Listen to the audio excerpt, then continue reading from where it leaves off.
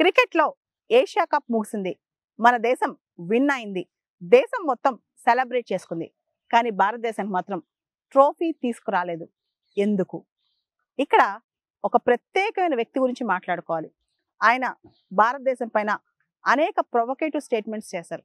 అంతేకాదు పాక్ క్రికెటర్స్ పిచ్చి చేష్టలకి సపోర్ట్ చేశారు. వాళ్ళ పోస్టులు రీపోస్ట్ చేశారు.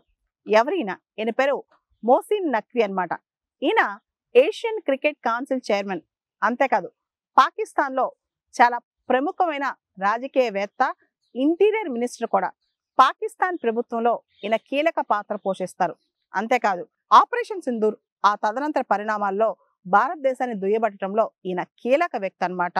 ఆయన పాకిస్తాన్ ప్రస్తుత ప్రభుత్వం తీసే నిర్ణయాల్లో చాలా కీలకమైన నిర్ణయాలు కూడా ఈయన చేతిలోనే ఉన్నాయంట.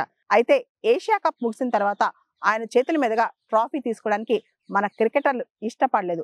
దానికి అనేక కారణాలు ఉన్నాయి. పాకిస్తాన్ క్రికెటర్స్ యొక్క పిచ్చి చేష్టలు సపోర్ట్ చేయడం, ఏదైతే 6 ఫైటర్ జెట్స్ పడిపోయాయి ఇండియా అని చెప్పి పాకిస్తాన్ సోషల్ మీడియా పుకారు పుట్టిస్తుందో దానికి సంబంధించి మీరు ఎట్లయినా చేష్టలు చేయండి, నేను మీకు సపోర్ట్ చేస్తానని చెప్పి పాకిస్తాన్ ప్లేయర్స్ కి ఈయన టాసిట్ గా సపోర్ట్ చేశారంట. అంతేకాదు ఇండియాకి వ్యతిరేకంగా చాలా పోస్టులు ఈయన సోషల్ మీడియాలో పెట్టారంట. దాంతో మన క్రికెటర్స్ అందరికీ కూడా మోసిన్ నఖ్వీ మీద చాలా ఆగ్రహం వచ్చింది.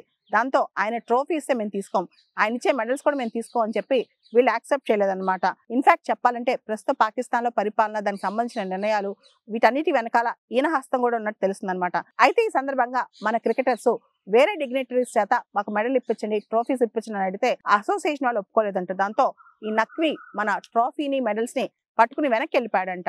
మొత్తం ఆయన చేతిలోనే ఇవన్నీ తీసుకుని వెనక్కి వెళ్ళిపోయాడంట. దాంతో మన వాళ్ళకి ఇంకా కోపం వచ్చింది. మాకు కావాలి, మీరు ఇవ్వకపోయినా మీ చేతుల మీద మాకు అక్కర్లేదు, మేము తీసుకోము, కానీ మా ట్రోఫీ మాకు కావాలి అని చెప్పి. అయితే మొత్తం ఏషియా క్రికెట్ కప్ లో మొత్తం 3 సార్లు ఇండియా పాకిస్తాన్ తలపడ్డాయి అనమాట. 3 సార్లు మ్యాచ్ హోరాహోరీగా సాగింది.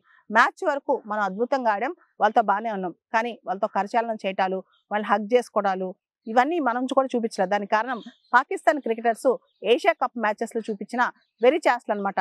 బ్యాట్ ని AK-47 రైఫిల్ లా ఊపడం, అదే విధంగా వాళ్ళు ఏమైనా స్కోర్ కొట్టినప్పుడు మనం రెచ్చగొట్టినట్లు చేష్టలు చేయటం, ఇవన్నీ చేశారనమాట. దాంతో మీతో ఏ రకమైన అసోసియేషన్ మాకు అవసరం లేదు, మేము మ్యాచ్ ఆడటానికి వచ్చాం, మ్యాచ్ ఆడుతూ ఉంటాం అని చెప్పి మనం చెప్పేసాం అనమాట. దాంతో జస్ట్ మన వాళ్ళు మ్యాచ్ లాగా ఆడారు. మనం ఏంటో చూపించాం, ట్రోఫీని గెలిచి భారత్ సత్తా బ్యాటిల్ ఫీల్డ్ లో అయినా, క్రికెట్ గ్రౌండ్ లో అయినా మన సత్తా ఏంటో వాళ్ళకి చాటి చెప్పాం.